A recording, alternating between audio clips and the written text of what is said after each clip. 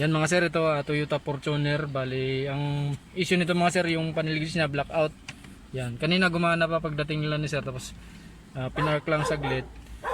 Yan, ngayon wala na naman, blackout na naman siya. Yan. Yan, naka-on na yan mga sir, pero wala, hindi talaga gumana. Blackout siya. Madalas daw talaga ito ganito, sabi ni sir. Habang papunta sila dito, biglang gumana. Tapos pagdating nila, pinark lang saglit. Ngayon, ayaw na naman niyang gumana. Yan, galit nito mga sir, galing na silang Bacoor.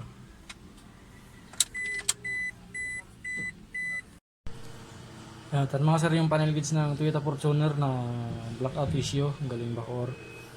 Yan. Gawin natin ito mga sir kasi dati daw, nag-flicker lang siya.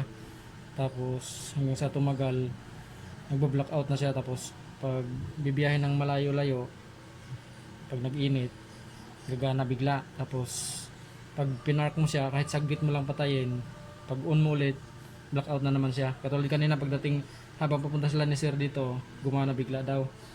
Tapos nung i-park na dyan, sa pagdating dito, nung pandar i-on ulit yung yung sasakyan, blackout na naman siya. Pinatay lang saglit yung makina. Gawin natin ito mga sir. Tingnan natin kung anong problema.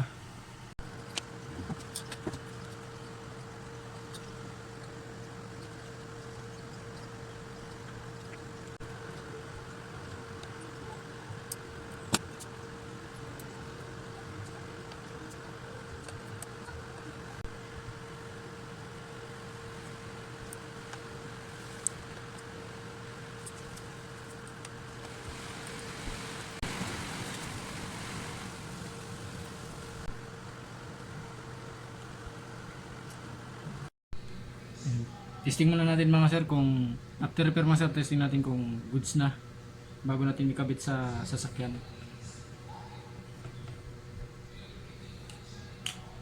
Lagyan natin ng power mga sir para malaman natin kung goods na.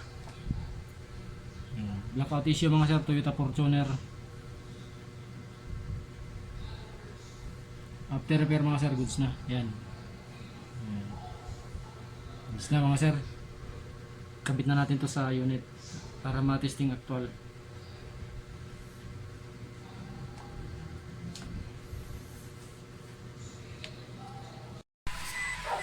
Yung mga sir, ito na yung panel gauge ng Toyota Fortuner blackout issue.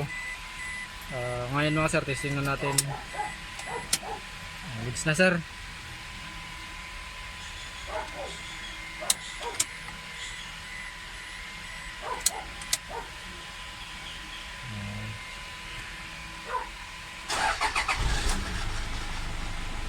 Goods na mga sir, Toyota Fortuner blackout issue yung panel gauge after repair.